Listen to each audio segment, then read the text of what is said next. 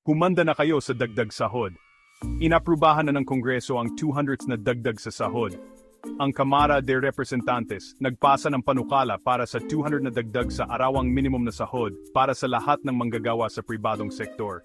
Sa 151 na botong pabor at isa lang ang kontra, lusot na ang panukala sa ikatlo at huling pagbasa nito noong Hunyo 4, 2025.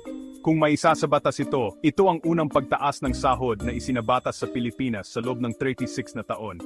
Makikinabang dito ang mahigit 5 milyong manggagawang tumatanggap ng minimum na sahod. Pero, hindi pa ito sigurado.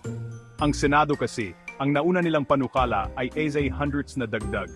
Kaya ngayon, kailangan pang pag-isahin ang dalawang bersyon sa isang bicameral conference o pulong ng Senado at Kamara. At dahil magtatapos na ang sesyon ng Kongreso sa Hunyo 2, nagmamadali na sila para matapos at maipasa ang panukala. Kaya abangan ninyo ang mga susunod na update dito sa makasaysayang pagtaas ng sahod.